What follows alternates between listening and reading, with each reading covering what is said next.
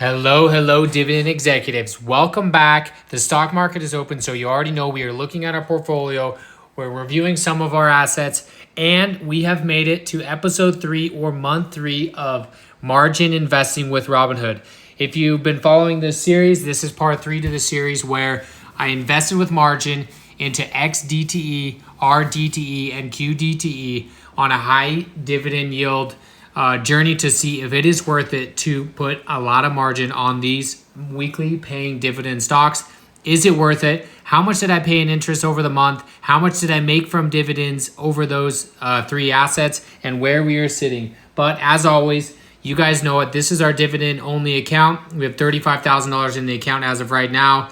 So far for the week, we are up 17%. For the month, up 18%. 3 months, 32%. Year to date, 37%. All time, 41%. So not too bad for a non-growth account. But let's get back into the nuts and bolts of what we are doing here and the plays we are making with margin. And let's look at the month overall. So first things first, buying power you can see sitting at $6,500. And let's talk about the actual numbers, and then we'll jump into it. So you can see right now, individual cash is 0. Margin total, including options, is $25,000. But the margin used that I'm actually paying interest on is down now to $10,524.93. If you've been following the dividend journey, you know I had some CleanSpark shares in this account, and the goal was to get rid of the CleanSpark shares. So we sold calls each and every single week for a couple of months.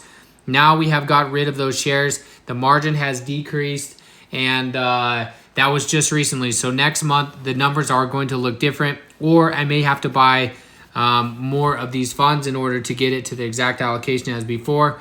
But overall, we used about the same as we did last month. That's $16,000 to $17,000 on average of margin, and we paid for that. So let's take a look. Margin risk, obviously low right now.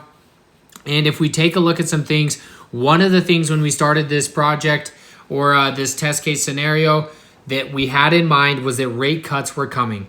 And so we have now had 3 rate cuts since we started this. So we are on month 3. We just got a 25 bip rate cut last week. And so slowly but surely, our margin investing is getting cheaper and cheaper by the day. So if we look at that, what am I talking about? Well, this is what I'm talking about. You can see right here, if you're using less than $50,000 worth of margin, you are now paying 6%. Well, this was 6.5% for all of last month, and before that was almost it was 6.25%, and before that was almost 6.5%. So slowly, as the Fed comes and they cut the interest rates, you will see your margin interest go down instantly in Robinhood. I think one day after they announced a rate cut, Robinhood cut it in here as well. So that is nice that they're reacting to that, and it is nice to see the interest rate go down. But so far, we want to know, is it working? Is this worth it? Should you do the same? Do you think it's going to last over the next 12 months? Let's take a look at some numbers. But first things first, we want to look at how much we actually paid in interest, right?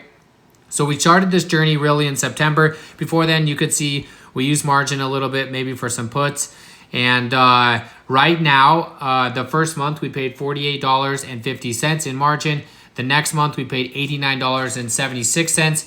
And to show you that, this interest rate was 6.75. Then we went to 6.41. And then now we went to 6.25. And the following month should be down to 6%. So you can just slowly see the interest rates have come down, which is one of the reasons why we did this. And then you can also see the average margin used, right? So last time it was $16,797.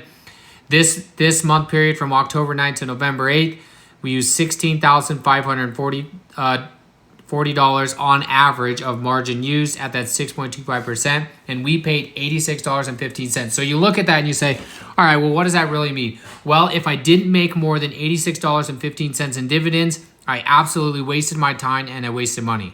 On the flip side, if I bought assets and they went down in value and I didn't receive it, then it's a double negative. So let's take a look at it. And of course, as always, we jump into the spreadsheet because we like to look at how things have went. So the period that I'm looking at on here is just this, from the week 11 to week 14. And I want to go over those numbers. So if we come up here, the average dividends. These are the dates we're talking about. The 11/1 to 10/11. The average dividend that we were paid per week on QDTE was 0.25 per share, 0.20 on XDTE, and 0.29 on RDTE. So that is the average that we received. On the interest side of things, let's pull this up, right? So month 1, month 2, month 3. These are the interests I just showed you in the app, $48, 89, and 86. So interest went down a little bit. Amount owed, the debt that I used went down as well from the $16,797 to the $16,540. So that is good to see. The amount of dividends that I received for the month, $340.55. And all I did is just take the sum of those 4 different weeks like we talked about. And that amounted to $340.55 worth of dividends. So was it worth it? Well, you just take the difference, right? The 340 minus the $86.15, $254.40. So we had a gain of $254.40. Well, some people say NAV erosion. Well, there hasn't been NAV erosion. Let's look at the total return. XDTE, total return, $571. So we're up on the asset and we're up on the dividends. RDT, same thing. $387, up on the asset, up on the dividends. YMAX, this is not part of this, but same thing. Up on the asset, up on the dividend. NAV has not eroded it, and these are all positive. For this one, we're up 302 on RDT on the share price. For this one, we're up 212 on XDTE for the share price, and up 571 total. And then on QDTE, we're up 117, not including the dividends. So far, this journey has been worth it. These 3 assets, I have 145 shares of QDTE, 144 shares of XDTE, and 74 shares of RDTE. Now, I have turned DRIP on, so they are continuously buying me more and more shares each and every single week on DRIP. You can see that in the calculator here. Last week, for example, QDT bought me 0.7 shares. So slowly but surely, it is going up. And it's looking good. On a $17,000 worth of assets, I'm making roughly $350 a month, which you could see here on the dividends that we've received.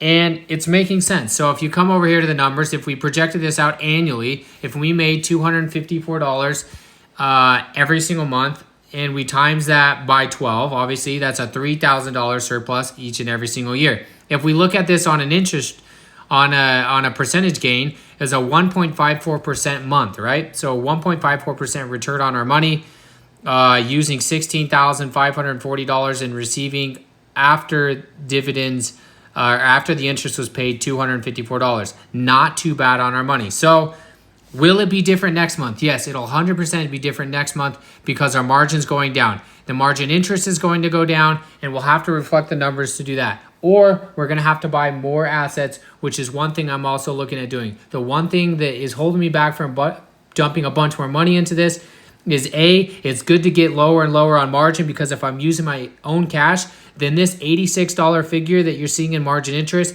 goes to 0. And my 340, I keep as 340 because I'm not paying to anybody. But the test is to see how margin has worked and is it worth it. So far, it is worth it in every single category. I'm making more than I'm paying in interest. My NAV is not eroding and my capital is appreciating. And so far, the high dividend strategy is working on margin. So I wanted to come in here. I wanted to showcase that. I wanted to jump through the numbers with you guys and give you the month 3 update. Stay tuned for the month 4. I like to do it usually around the second week of the month. So we will give you the numbers when we get to that point. But as always, if you enjoy the content, drop a comment below, drop a like, and happy investing. We'll catch you next time.